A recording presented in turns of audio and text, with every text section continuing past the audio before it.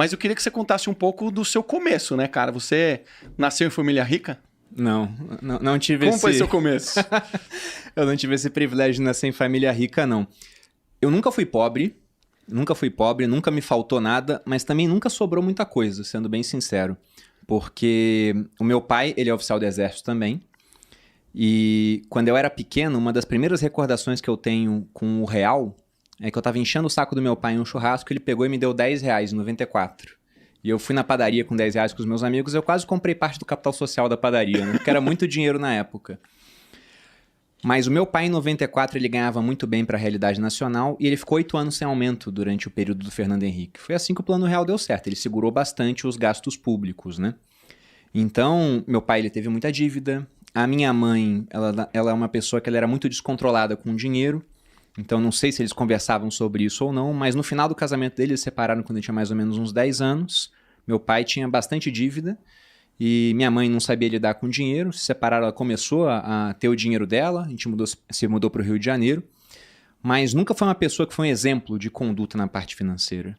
Então, eu muito mais me interessei pelas finanças para não passar pelos perrengues que eu vi os meus pais passando, do que porque eu tive um exemplo bom nesse aspecto. E eu sempre quis ser rico desde que eu me entendo por gente. A minha avó, até um outro dia ela falou comigo, você lembra que lá em 90 e não sei quanto, ela não lembrava o ano, mas quando ela falou o detalhe eu lembrava, que foi quando acabou aquela paridade que havia entre dólar e real, né? Que do nada o dólar foi para R$2 praticamente. Ela falou que eu ficava pegando assim, fazendo conta, falando, quando eu for adulto eu vou ter tantos dólares, vou fazer não sei o que para ter tantos dólares. Ela, mas por que dólar se nossa moeda é o real? Eu falo, porque o real vale menos.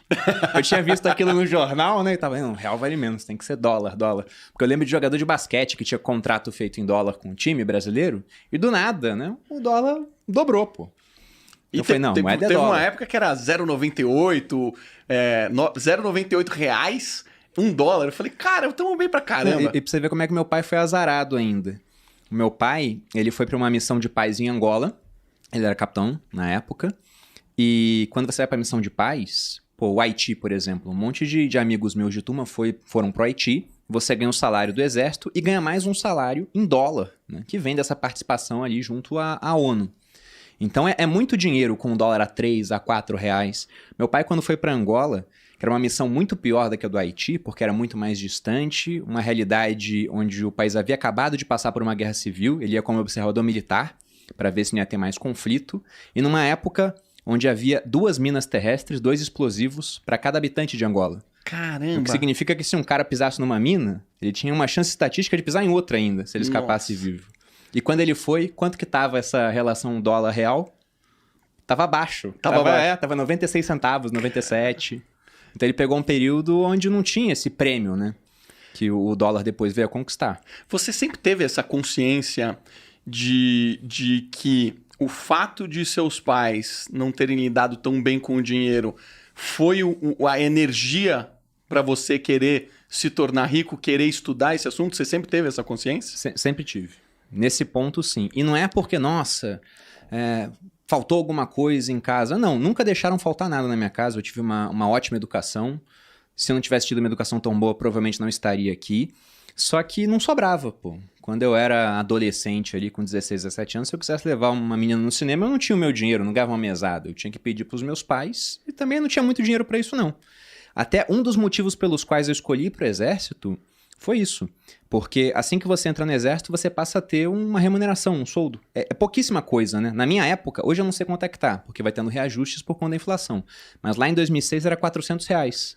Só que eram os meus R$400. R$400 era o salário? Isso. Como aluno, né? Na SpaceX, que fica lá em Campinas, e depois você vai automaticamente pra AMAN.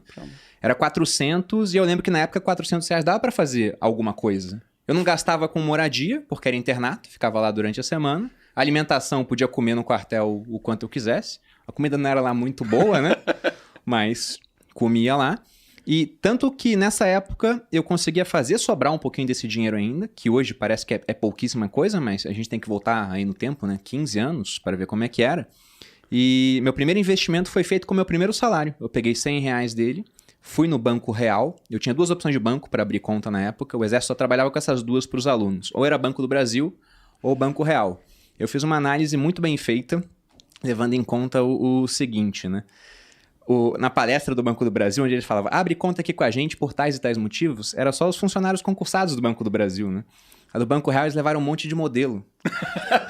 Então, eles davam a palestra e no final você ia abrir conta com uma mulher mó bonita, né? Então, onde que você acha que um monte de caras de 17, 18 anos iam abrir conta? Vai querer abrir conta. Todo mundo pro Banco Real, todo mundo.